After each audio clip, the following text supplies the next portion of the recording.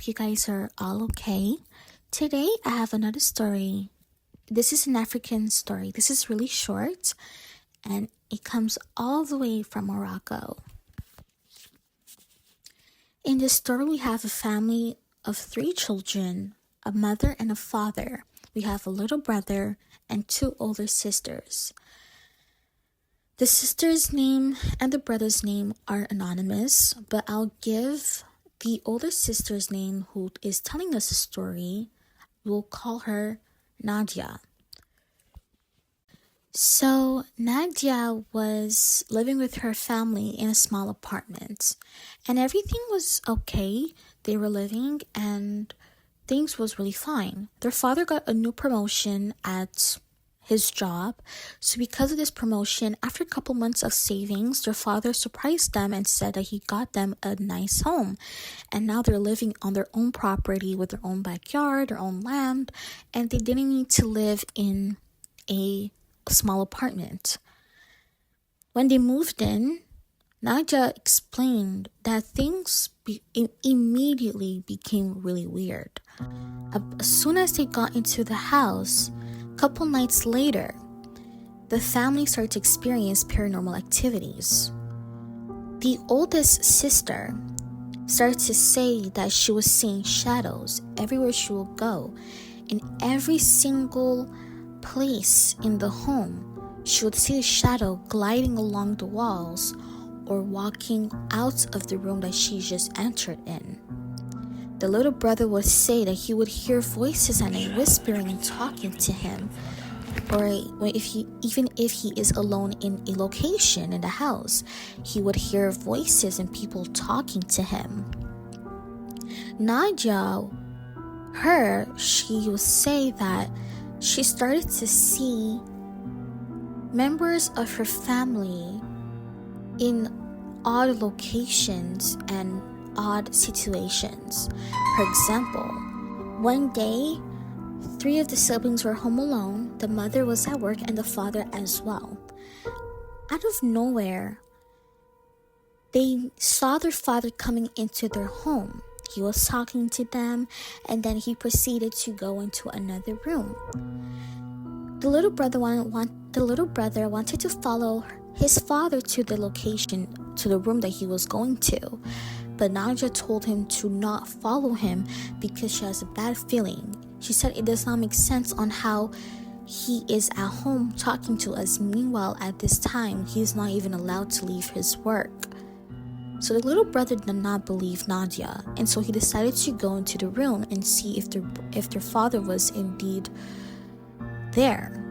Upon opening the room, they noticed that the father was not there. And it is a room that has no closet. It only has a little table, a little desk, basically a small office where the father would do some extra work after his work. So the brother and the eldest sister and Nadia were really scared of what they encountered. They couldn't believe what they were seeing. And over the weeks and over the months, more paranormal things started to happen. Nadia will still see her family members at locations. If she sees them at one location, she'll see them at another location at the same time, which would scare her. The oldest sister would see shadows, and the little brother will still continue to hear voices at night. The mother and the father noticed that their children were really uncomfortable at this house. So they decided to call in a imam to come and do some Quran readings over their homes and to bless their homes and purify their home. As he came through, he was doing a turn around the home and he was doing prayers over the house. Then he started to realize that their case is more serious. You see, before the father bought this home, no one lived in that home for more than 15 years. And beside the home, there was a well where a lot of the jinns, aka demons, were located in. When they saw that the people that were living in the house left and it was there for a long time, they decided to go and complete that void.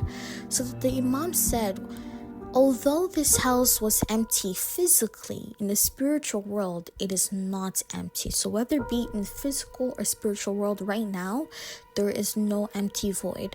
And because the jinns, they assume that this is their home. They do not want to leave the home, and they want you guys to leave, and that is why they're playing games with you guys and making you guys understand that they are here.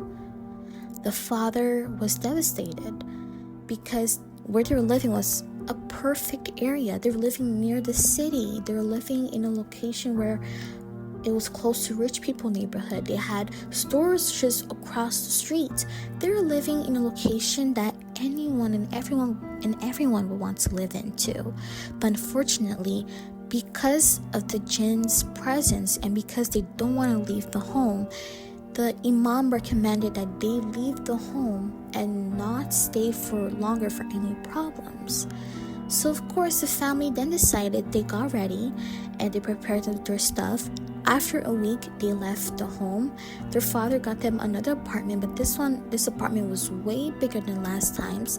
And the father said, "I'm really sorry, my children, but this situation was too much, and I promise to get you guys a bigger home." Nadia did not tell us any updates about the story, but this is what we know about the story that happened to her family.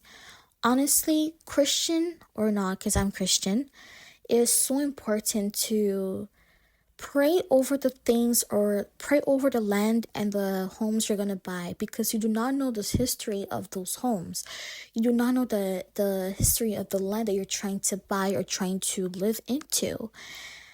I remember when my family and we bought another home, we did major prayers over the house to make sure it was perfectly clean, perfectly good in the spiritual sense. So we did the major prayers and there was nothing in the house. It was really good, and we moved in, and till this day we live in peace because there's nothing in this house. But if there is something in the house, the Lord always reveals to his children that there's something wrong with this house. It's either you pray hard to cast away any generational curse, or you avoid the house to avoid any spiritual conflicts and issues that you might encounter. So this story is short, but it is still terrifying to know that Nadia was seeing jinns portraying as her family members.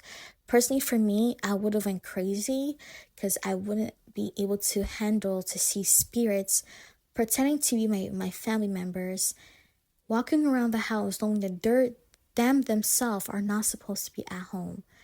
She is strong, and I honestly wish them well.